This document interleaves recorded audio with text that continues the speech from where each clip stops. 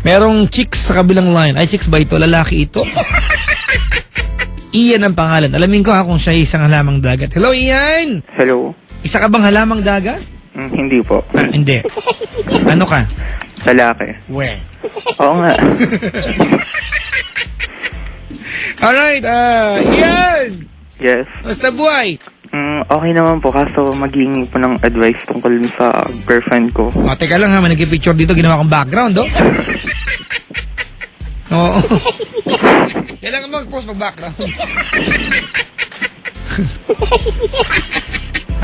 Anong hihingi mo ng advice? Yung sa girlfriend ko po. May girlfriend ka. Apo. Kayo pa rin hanggang ngayon? Nakipag-break po siya nung November po, kaso hindi ko po matanong po sa isip ko na naghiwalay kasi kami na nung naging kami po, tanggap niya po yung may anak po ako. Anak ka. Apo. Teka lang, i-establish natin tama yung kwento mo. Gano'ng katagal kayo naging magkasintahan? Mga 1 year and 4 months po. Alright, ba't kayo naghiwalay ulit? Dahil nga po yung hindi niya daw po tanggap na may anak daw po. So mula umpisa, alam niya na meron kang anak. Opo. Tapos after a while, nung kailangan niya makipag-iwalay, yun naging dahilan kasi may anak ka daw. Opo, hindi daw niya po tanggap. So wala kang magawa. Yeah. Kasi it's going to be a choice between siya at sa anak mo. Yes. Siyempre, hindi mo pipiliin yung girlfriend. Anak dapat ang piliin. Anak yun eh. Diba? Tama? Dapat tsaka dapat nga hindi ka mamimili. Bakit? Magkaiba naman sila. Bago ka tumulay, pangungunahan na kita, okay lang? Sagap po. Feeling ko sabi lang niya yan. Hindi talaga yun yan. Tanggap na niya eh. 1 taon na mahigit eh. Yun nga po, kaso nakipag-break po siya, hindi. Tinatawagan ko po, tapos sabi niya daw po, wag ko na daw po siyang tawagan. Kaso hindi ko po kaya na mawala siya. Kaya mo yan, sabi mo lang. So, kanino galing hindi mo kaya? Sa'yo lang naman, di ba? Opo. O, hindi kaya mo yan. Kasi hindi ko po kaya hindi ko kayang makalimutan yung mga pinagsamahan namin na matagal. Gano'n naman lagi eh. Yung mga pinagdaanan. Feeling mo, yung mga bagay na yun, sa kanya mo lang mararamdaman. Pero ang totoo niyan, hindi totoo yun. Di ba? Opo. Alright, ganito Ian, Po. ano yung mga bagay na hindi mo makalimutan about her? Yung naglayas po ako sa amin na siya po yung kasama ko. Yun po. Naglayas ka sa? Naglayas po sa bahay. O, saan nagpunta? Sa kanila po. Wow. Baka nung natulog ka, nakita niya yung paa mo, patay yung kuko. Kaya nakipaghiwalay. Kamusta na siya ngayon? Hindi ko po alam. Kasi pag tumatawag po ako, lagi niya pong pinapatay. Binababaan ka niya. Opo. Ako hula ko lang ito. Pero I guess may mag-agree sa akin. Merong iba yan. Pa? Merong iba yan. Hindi ko nga po alam. Para sa akin di ba? Walang dahilan di ba? Magpapasko, mas pipiliin niya maging single. Di ba? Feeling ko lang hula ko lang po yan. I'm not saying na totoo yan o yan talaga yung nangyayari ngayon. Di ba? Pero kung logically, kung titignan mo yan, di ba? Apo. Kasi pinagsamahan kayo Yun nga po. Di ba? If the least that she can do is to talk to you, ba't kanya papatayan ng phone? Opo. Di ba? Hula ko lang po yan. Pasensya na pong assuming ako. Alright, ganito Ian, kanino ba galing na hindi mo kaya na wala siya? Sa akin lang po. Sa'yo lang. Ibig sabihin, ikaw lang ang naniniwala dyan. Sa madaling sabi, pwede mong paniwalaan na kaya mo pala. Hindi siya ang mundo mo.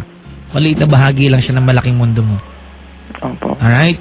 Kaso pag nakikita ko po yung mga yung 10 kami tumatambay noon. Oo, di ba kahit yung kinain nyo ng kwek-kwek, pag nakita mo, maiiyak ka, di ba? Opo. Ganun yun ganun talaga. You have to be broken, di ba? To be pieced, together again. Kasi yung mga English ako nalalaman. Ganun di ba? Opo. Mahirap buuin ang sarili mo na hindi ka basag. So pag nabasag tayo, yung pagkatao natin, what's next? Buuin natin, di ba? Opo. Oo. Nakipaghiwalay siya, ibig sabihin hindi siya nakalaan para sa'yo. Meron bang iba? on the way. Parating na. Huwag mo hanapin. Kasi ang masama niyan kasi pag broken hearted tayo, sobrang focus tayo sa pain na meron tayo, di ba? Opo. Magaganda na yung nangyayari sa paligid, di mo makita. Nakafocus ka sa pain eh.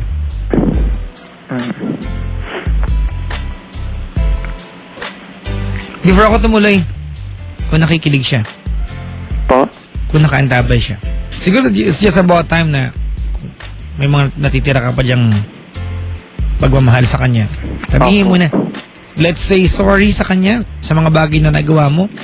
But don't feel bad na meron kang anak. Diba? Opo. Na ayaw niya. Diba? Kasi hindi ka niya mahal kung ganyan.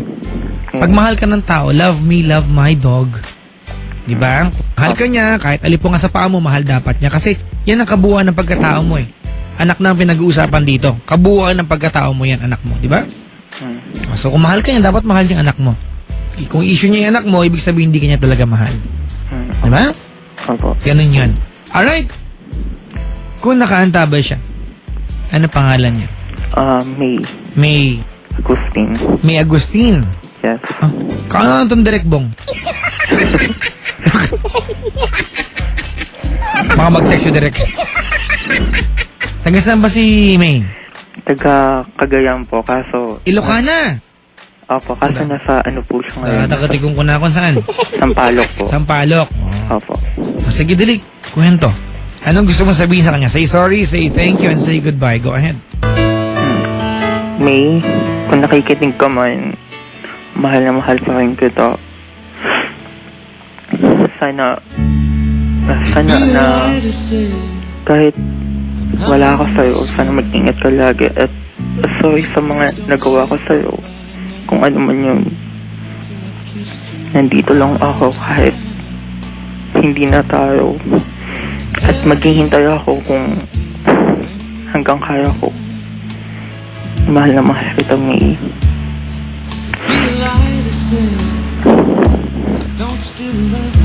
Yan lang po, Papa Shock. Sabihin mo, yung mga bagay na gusto mo ipagpasalamat sa kanya. Salamat dahil Yung mga maliliit at malalaking bagay na nagawa niya para sa'yo. Na alam natin kahit magmahal ka ng panibago, you will always take those members with you. Diba na papakinabangan mo mga naituro niya sa'yo, maliliit o malalaking bagay man. Diba? yes. Salamat sa mga nagawa mong mga bagay na napasaya mo ako.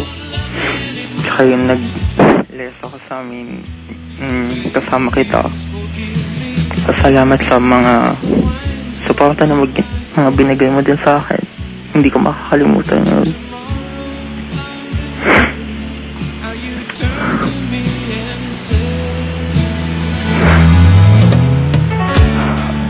Yan lang po.